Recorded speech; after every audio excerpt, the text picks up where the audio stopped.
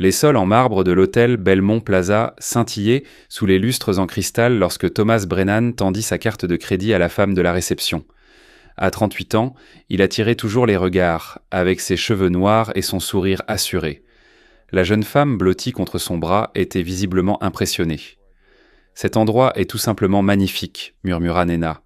Sa robe bordeaux captait la lumière alors qu'elle se serrait contre lui. À 26 ans, elle était assez jeune pour être fascinée par les hôtels de luxe et les dîners coûteux. « Je n'arrive pas à croire que nous logeons ici. »« Je t'avais promis le meilleur, » dit Thomas en lui serrant la main. « Rien que le meilleur pour toi. » La réceptionniste en veste verte sourit professionnellement en traitant sa carte. « Bienvenue à l'hôtel Belmont Plaza, Monsieur Brennan. Nous sommes ravis de vous compter parmi nous ce soir. » Thomas la regarda à peine, trop concentré sur l'excitation de Nena et l'anticipation de la soirée à venir. Sa femme, Jennifer, le croyait à Chicago pour une conférence d'affaires. Elle avait toujours cru à ses histoires de voyage, ne remettant jamais en question les appels tardifs ou les escapades du week-end. Après 12 ans de mariage, elle lui faisait une confiance aveugle, une confiance qui avait rendu sa double vie étonnamment facile. « Votre chambre est prête », dit la réceptionniste en faisant glisser la carte-clé sur le comptoir. « Cependant, je dois mentionner que le nouveau propriétaire de l'hôtel rencontre les clients ce soir. Il aime accueillir personnellement tous ceux qui séjournent chez nous durant sa première semaine en tant que propriétaire. » « Le nouveau propriétaire ?» demanda Thomas, ne montrant qu'un faible intérêt. « Oui, monsieur. L'hôtel a changé de propriétaire il y a tout juste 3 jours. C'est un événement très excitant pour nous tous. Il devrait apparaître d'un moment à l'autre. » Thomas prit la carte, impatient de monter. Nena le tirait déjà vers les ascenseurs lorsqu'une voix le stoppa net. « Thomas !» Un seul mot, juste son prénom, mais prononcé d'une voix qu'il connaissait aussi bien que la sienne. Il se retourna lentement, son estomac se noua et il se retrouva face à sa femme. Un tournant inattendu. Jennifer se tenait à 3 mètres de lui, vêtue d'un tailleur bleu marine qu'il n'avait jamais vu auparavant. Ses cheveux noirs étaient élégamment tirés en arrière et elle affichait une expression d'assurance qu'il associait au directeur de conseil d'administration et non à la femme qu'il accueillait habituellement à la maison en tenue décontractée et en tablier. « Jennifer !» Sa voix semblait étouffée. « Qu'est-ce que tu fais ici ?»« Je suis propriétaire de cet hôtel, » dit-elle calmement en s'approchant de lui. « Depuis lundi matin. Ne t'avais-je pas mentionné que je faisais quelques investissements ?» La prise de Nena sur son bras se relâcha alors qu'elle regardait tour à tour l'un et l'autre avec une horreur grandissante. « Attendez, c'est votre femme ?»« Oui, » répondit Jennifer avant que Thomas ne puisse répondre. « Je suis Madame Brennan et tu dois être Nena Peterson du bureau de Thomas, coordinatrice marketing, c'est bien ça ?» Nena blêmit. « Comment savez-vous ?»« Je sais beaucoup de choses, » répondit Jennifer. Son ton était agréable, mais ses yeux restaient dans le froid. « Par exemple, je sais que ce n'est pas ta première visite à l'hôtel avec mon mari. L'hôtel Riverside le mois dernier. Le Continental il y a 2 mois. Dois-je continuer ?» Thomas sentit le sol se dérober sous ses pieds. « Jennifer, ce n'est pas ce que tu crois, vraiment. Parce que cela ressemble exactement à ce que c'est. Tu as amené ta maîtresse dans un hôtel de luxe pour la soirée en utilisant une carte de crédit liée à notre compte commun. Ce même compte que je surveille depuis 6 mois. » La réceptionniste se figea, ne sachant visiblement pas s'il fallait disparaître ou rester à son poste. Une autre femme en tailleur sombre apparut d'un bureau latéral, observant la scène, les bras croisés et l'air entendu. « Tu m'espionnais ?» exigea Thomas, essayant de reprendre une forme de contrôle. « T'espionner ?» Le rire de Jennifer était cassant. « Thomas, tu n'étais pas discret du tout. Des soirées tardives au bureau que ta secrétaire ne pouvait pas expliquer. Des conférences le week-end dont ton patron n'avait jamais parlé. Des paiements d'hôtel sur notre carte de crédit commune. Je n'avais pas besoin d'espionner, il me suffisait de prêter attention. » Nena s'écarta complètement de Thomas, reculant vers la porte. « Je m'en vais. Je ne veux pas faire partie de ça. »« S'il te plaît, ne pars pas à cause de moi, » dit Jennifer. Sa voix arrêta Nena dans son élan. « En fait, pourquoi ne resterais-tu pas ? La chambre est déjà payée. Profite du spa, commande le service en chambre, utilise les équipements. Considère cela comme une compensation pour ton temps. »« Jennifer, qu'est-ce que tu fais ?» siffla Thomas. « Je fais preuve de générosité, » répondit-elle. « Nena n'a rompu aucun vœu ici. C'est toi qui l'as fait. Elle mérite une bonne soirée, même si toi, tu ne la mérites pas. » Nena les regarda, visiblement déchirée entre l'envie de s'enfuir et la tentation d'une chambre gratuite dans un hôtel de luxe. Finalement, elle arracha la carte des mains de Thomas. « Je suis vraiment désolée, Madame Brennan. Je ne savais vraiment pas qu'il était marié. »« Je te crois, » dit Jennifer, et il y avait une sympathie sincère dans sa voix. « Il ne porte pas son alliance quand il voyage, n'est-ce pas ?» Nena secoua la tête, les larmes aux yeux, et se précipita vers les ascenseurs. Le règlement de compte Thomas la regarda partir, puis se tourna vers sa femme. « Peut-on en parler dans un endroit privé ? » ?»« Bien sûr, mon bureau est juste là. » Jennifer montra la porte latérale où se tenait toujours l'autre femme en tailleur. « Au fait, voici mon avocate, Margaret Chen. Elle aurait été très utile au cours des derniers mois. » L'avocate hocha froidement la tête vers Thomas. « Monsieur Brennan. » Le bureau de Jennifer était élégant et professionnel, avec un grand bureau et des fenêtres donnant sur la ville. L'avocate les suivit, ferma la porte et s'assit dans un coin avec une mallette en cuir. « Depuis combien de temps le sais-tu » demanda Thomas, trop sous le choc pour penser à autre chose. « Pour Nena spécifiquement ? 2 mois. Pour tes liaisons en général ? Presque 1 an. La première était Stéphanie de la comptabilité, n'est-ce pas ? Puis cette femme que tu as rencontrée à la conférence industrielle. J'ai arrêté de tenir un compte précis après la 4e. » Thomas s'effondra dans un fauteuil.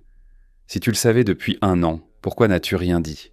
Parce qu'il me fallait du temps pour me préparer, pour tout documenter, pour m'assurer que lorsque je serai prête à mettre fin à ce mariage, je le ferai en position de force. » Jennifer était assise derrière son bureau, l'incarnation de la femme d'affaires accomplie. Pendant que tu étais occupé à me trahir, j'étais occupé à consulter des avocats, spécialisés en divorce, des experts comptables et des conseillers en affaires. De quoi parles-tu ? Je parle du fait que notre maison est enregistrée uniquement à mon nom. Mes parents ont insisté lors de l'achat. Les comptes d'investissement que nous partageons ont été financés principalement par mon héritage. La voiture que tu conduis est enregistrée à mon nom. Depuis lundi, je possède cet hôtel et 2 autres propriétés en ville. Thomas sentit la panique monter. Tu as utilisé l'argent de ton héritage sans que je le sache ? J'ai utilisé l'argent de mon héritage pour mes investissements, exactement comme tu as utilisé nos cartes de crédit pour tes maîtresses. La différence, c'est que mes investissements sont légaux et légitimes. L'avocate prit la parole pour la première fois. Monsieur Brennan, les papiers du divorce vous seront signifiés demain matin. Compte tenu des preuves documentées de l'adultère et des traces financières rassemblées par ma cliente, je vous suggère d'engager un avocat compétent. Jennifer ouvrit un tiroir et en sortit un dossier épais. Reçu d'hôtel, relevé de carte de crédit, SMS, email, photos. 6 mois de documentation. J'ai engagé un détective privé en février. Tu serais surpris de voir combien de preuves s'accumulent quand quelqu'un est imprudent. Tu as engagé un détective privé ? Oui. J'ai aussi consulté 3 avocats différents avant de choisir Margaret. J'ai passé en revue 12 ans de documents financiers. J'ai calculé exactement ce à quoi j'ai droit et ce à quoi tu as droit. Et je suis arrivé à une conclusion. Quelle conclusion ? Que je n'ai pas besoin de toi, et que je n'ai jamais eu besoin de toi. Tu m'as convaincu que soutenir ta carrière était plus important que de poursuivre la mienne, qu'être ta femme était suffisant. Mais ce n'était pas suffisant. J'ai renoncé à une carrière prometteuse dans la gestion hôtelière pour te suivre à travers le pays pour ton travail. J'ai mis mes rêves de côté pendant que tu poursuivais les tiens. Et voilà comment tu me rembourses. Thomas ressentit une honte sincère, peut-être pour la première fois. Jennifer, je suis vraiment désolé. Je sais que j'ai commis des erreurs. Des erreurs ? Sa voix monta légèrement. La première fissure dans son comportement professionnel. Thomas, des erreurs, c'est oublier un anniversaire ou laisser la vaisselle dans l'évier. Ce que tu as fait, ce sont des choix. Encore et encore. Tu as choisi de me trahir. Tu as choisi de me mentir. Tu as choisi de ne pas respecter notre mariage et tout ce que nous avons construit ensemble. Ne pouvons-nous pas essayer d'arranger ça ? Une thérapie ou quelque chose comme ça ? Non, j'en ai fini, Thomas. J'ai passé des mois dans la colère, dans la douleur, le cœur brisé. Mais à un moment donné, j'ai réalisé quelque chose d'important. Ta trahison m'a libéré. Elle m'a montré que la vie que je vivais n'était pas celle que je voulais. Alors j'ai pris l'argent que mes parents m'ont laissé. L'argent que tu essayais constamment de me convaincre d'investir dans tes entreprises. J'ai investi en moi-même à la place. En achetant des hôtels, en achetant mon avenir, en devenant la personne que j'étais destinée à être, en construisant quelque chose qui m'appartient, que personne ne peut me prendre. Margaret se leva et tendit une carte de visite à Thomas. « Voici mes coordonnées. Demandez à votre avocat de me contacter. Les conditions de Madame Brennan sont exposées dans la demande de divorce que vous recevrez demain. Je vous conseille de les étudier attentivement. » « Quelles conditions ? Demanda Thomas. Jennifer répondit « Tu peux garder ta voiture, ton compte de retraite et tes effets personnels. Je garde la maison, le portefeuille d'investissement et mes entreprises.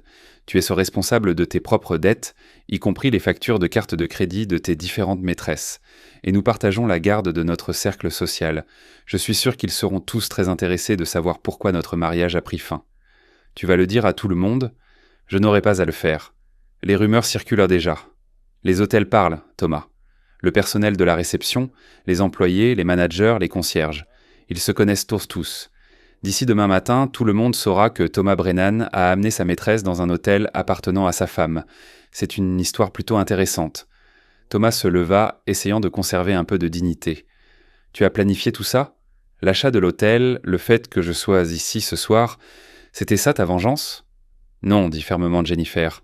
La vengeance aurait été de te détruire. Il ne s'agit pas du tout de toi. Il s'agit du fait que je me fais enfin passer en premier.